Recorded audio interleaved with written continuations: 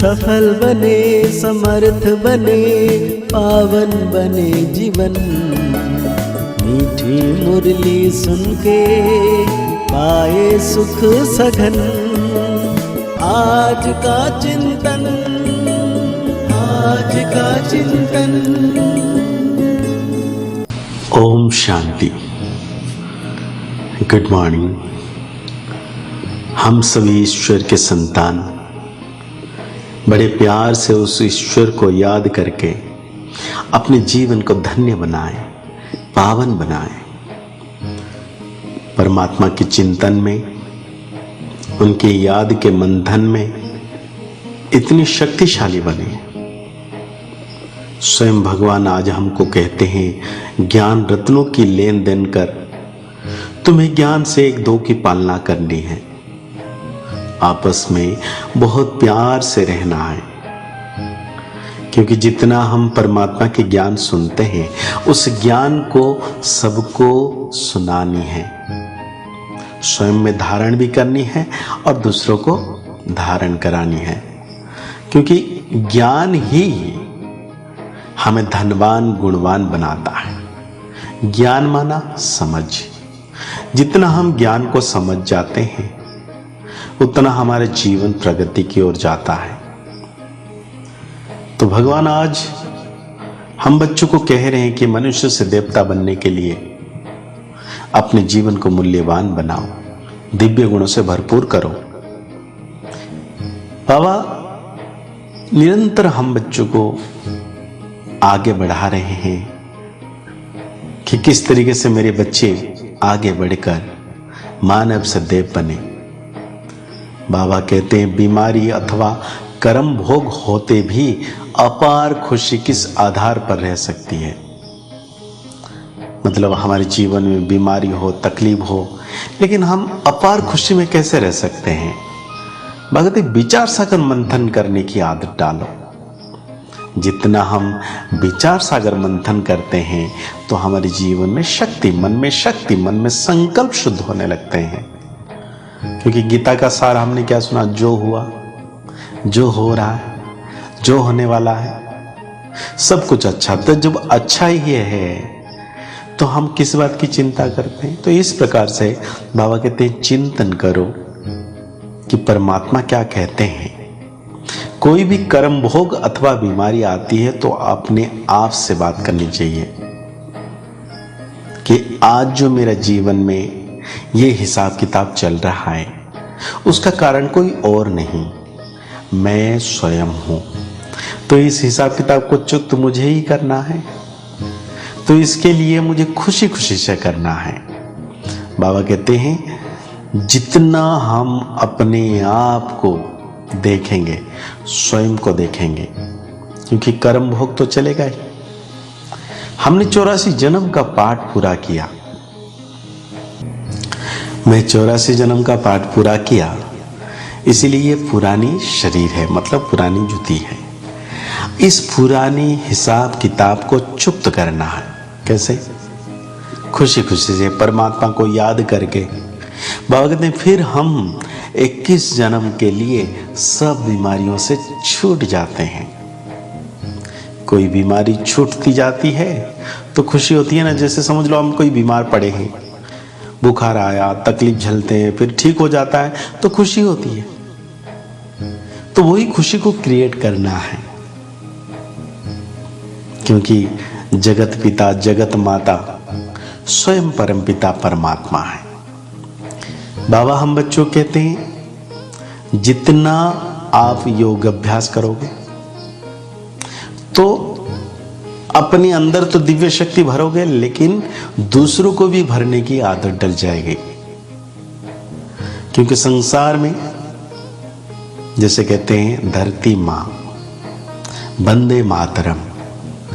भगत माताओं को जगाने के लिए बाबा आए हैं और इनके द्वारा माताओं को जगाकर इनके द्वारा सबको पावन बनाना है। इसलिए कहते हैं, वंदे मातरम। हे माता, तुम शिव बाबा के भंडारे से सबकी पालना करते हो। बाबा कहते हैं, तुमको शिव बाबा के भंडारे से ज्ञान रत्नों का खजाना मिलता है।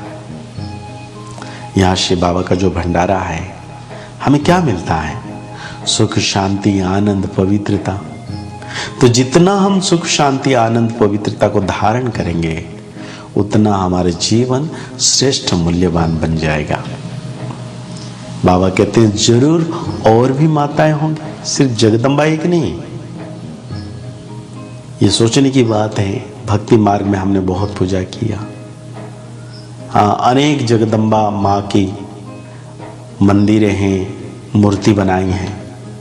बाबा कहते हैं शिव बाबा के यज्ञ में जो रहने वाले हैं उन्हों की स्थूल में भी पालना होती है और अविनाशी ज्ञान रत्नों से भी पालना होती है, क्योंकि महिमा है माताओं की। माताओं माता तो सबकी भाग्य विधाता। समझते हैं प्रजापिता लिखा हुआ है ना, ब्रह्मा को कहा जाता है प्रजापिता ब्रह्मा। इसीलिए भगवत चिंतन करना जरूरी है कि माता कहते हैं, ब्रह्मा कुमारी कहते हैं, लेकिन प्रजापिता ब्रह्मा लिखा है। तो इसको बड़े क्लियर रीति से समझने की बात समझाना है दूसरों को।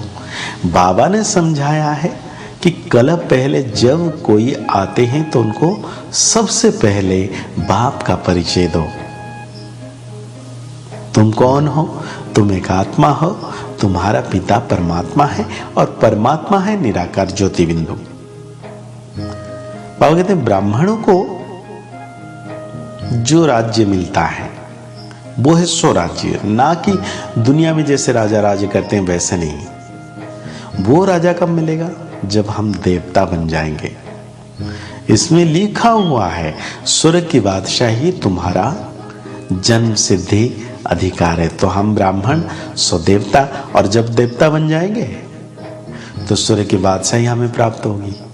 भगते सबकी अपनी अपनी निशानी रहती है, तुम्हारी भी निशानी रहनी चाहिए। भगते बाबा डायरेक्शन देते हैं हम बच्चों को, अमल में लाना है। बाबा जो हमें श्रीमत देते हैं, क्योंकि श्रीमत को पालन करेंगे तब हम श्रेष्ठ बनेंगे, इसलिए उसको अमल में लाना है। बाबा कहते हैं विहंग मार्ग की सर्विस करनी है। भाई ये सोचने की बात है, चिंतन करने की बात है। भारत देश जो इतना पवित्र, इतना सुखमय, इतना शांतिमय, सोने की चिड़िया थी, हाँ सोने की चिड़िया, वो अब दुखमय हो गया है। कारण क्या है? बाबा कहते हैं माया बाप से बेमुख कराती है। माया माने कौन? कोई माया माने कोई असुर नहीं, माया माना विकार, काम, क्रोध, लोभ, मोह, अहंकार। इसीलिए बाबा कहते हैं तुम बच्चों को सिर्फ मुझसे वर्षा लेना है, और वर्षा लेने के लिए क्या करना है कि अपने को आत्मा समझ मुझ परम पिता परमात्मा को याद करो। बस ये सरल और सहज है कि अपने को मैं एक अति सूक्ष्म आत्मा हूं। बाबा हम बच्चों को धारणा के लिए बहुत सारी बातें कहते हैं, लेकिन आज विशेष रूप से हम चिंतन करें इन बातों को।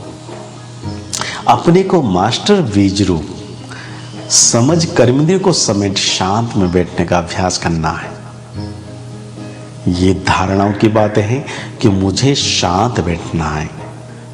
विचार सागर मंथन कर, जब हम विचार सागर मंथन करेंगे तो खुशी का पारा चढ़ेगा, और खुशी खुशी से अपना कर्म भोग चुक्त करना है। अपने आप से बात करनी है, हमने 84 जन्म चक्र पूरा किया। बाबा की मुरली से हम वरदान ले ले, जिसे वरदान देते हैं ना, तो अपने सिर पर हाथ रख के बस अनुभव करें कि सर्वशक्तिवान बाबा मुझे वरदान दे रहे हैं। रिगार्ड मांगने की बजाय ऊंच स्थिति में रहने वाले पूजनीय आत्मा मैं हूं। भगवते पूजनीय भव। भगवते कई बच्चे समझते हैं हम आगे बढ़ रहे हैं, लेकिन दूसरे हमको आगे बढ़ने नहीं देते। लेकिन रिगार्ड मांगने के बजाय स्वयं का रिगार्ड स्वयं रखो तो दूसरा स्वतः रिगार्ड देगा। हमें किसी से मांगने की जरूरत नहीं है। हम अगर खुद अपना रिगार्ड खुद रखते हैं तो फिर हम स्वतः ही पड़ जाएंगे, कोई बढ़ाए ना बढ़ाए, क्योंकि किस्मत मेरी है, तकदीर मेरी है, पुरुषार्थ भी मेरा है, और मेरे साथ स्वयं भगवान। बस शुभ संकल्प को रचना करनी है और आगे बढ़ना है। भक्त अपना रिगार्ड रखना है, मतलब सो मन में रहना है, अर्थात अपने को सदा महान श्रेष्ठ आत्मा अनुभव करना है। बाबा कहते हैं जैसे मूर्ति जब आसन पर है तब पूजनीय है। स्थूल में भी हम देखते हैं मूर्ति को तभी पूजा जाता है। अब नाले में, सागर में गिरा दिया, नदी में गिरा दिया तो उसको कौन पूजेगा? कोई नहीं पूजता है। कहते ऐसे आप भी सदा अपनी ऊंची स्थिति में स्थित रहो तो पूजनीय बन जाएंगे। अब आप ही रिगार्ड देंगे, हमें रिगार्ड मांगने की जरूरत नहीं है। इसी तरीके से हमें अपने आप को, अपने मन में निरंतर ये स्लोगन को बात याद रखें, माया का तिरस्कार करने वाले ही सर्व के सत्कारी बनते हैं। सत्कारी क्या मतलब? सबको हम सुख दे सकते हैं और उनसे सुख भी मिल सकता है।